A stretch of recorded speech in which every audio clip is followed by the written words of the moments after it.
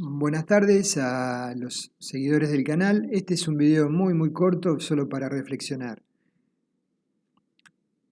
Normalmente y cada vez más frecuentemente nos encontramos con proyectos arquitectónicos que generan mayores dificultades para la resolución estructural en cuanto a que tienen un grado mayor de complejidad. En el caso que les muestro en la foto no es así, pero igualmente vale la pena una reflexión. Vemos un edificio cuyos niveles superiores sobrevuelan sobre los niveles inferiores. Y hay una columna, como se ve en el corte a la derecha, que recibe una carga P de ancho H2 y que la transfiere al nivel inferior a una columna de ancho H1 de lado sobre la planta baja, mediante ese elemento, que está marcado en rojo, que es una columna de sección variable. Ahora bien, nosotros estamos analizando este edificio y lo estamos modelando con un software de cálculo, y ese software de cálculo habitualmente lo utilizamos para que también nos diseñe las armaduras de los elementos, columnas, vigas, losas, tabiques.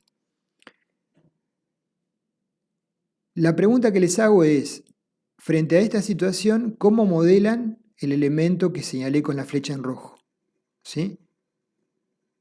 Si lo modelan como un elemento de barra, el armado del programa va a ser como una columna donde las hipótesis de mantenimiento de las secciones planas se mantengan y no es válido para este elemento. Por lo tanto, el dimensionado que les va a arrojar ese software, no importa cuál sea, va a ser erróneo, ¿sí?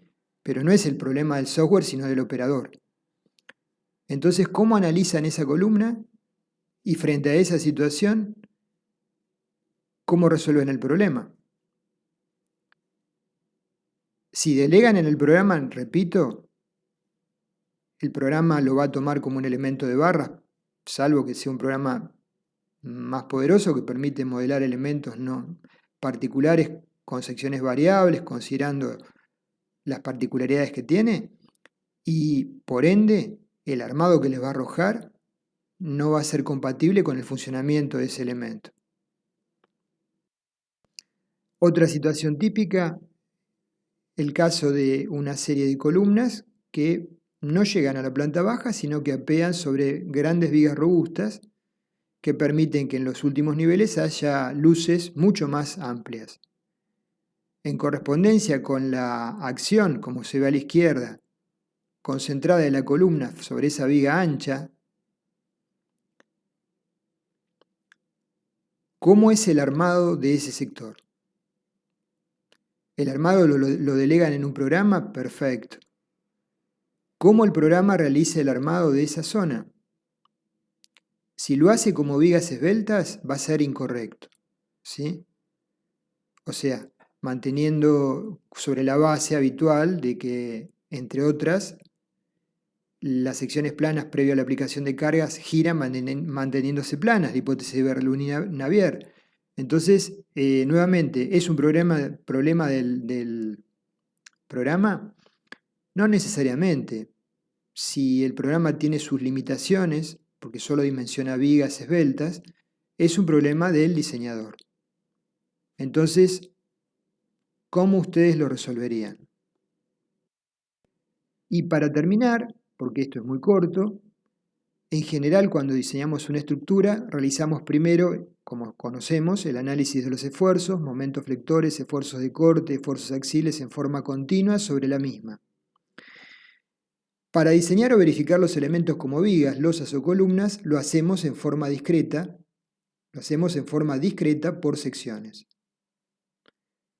El riesgo de realizar el diseño o verificación por un procedimiento discreto de secciones y no continuo consiste en poder considerar erróneamente el camino de las cargas y no cubrir adecuadamente algunas secciones críticas. Ya lo veremos cuando veamos la serie de videos de bielas y tensores, que esto se presenta en zonas llamadas perturbadas denominadas D, ¿sí? En inglés. Este concepto, que cobra relevancia en los diseños actuales, puede ser pasado por alto por un programa de diseño automatizado si nosotros estamos modelando los elementos como elementos barras y vigas y el programa considera las mismas como elementos en el cual se cumple la hipótesis Bernoulli-Navier. Entonces, tengan ojo crítico con esto, hagan su evaluación personal del software que utilicen y de cómo enfocan y resuelven el armado de estos elementos que siempre se presentan en mayor o menor medida en las estructuras reales. Bueno, simplemente un espacio de reflexión entre todos. Gracias.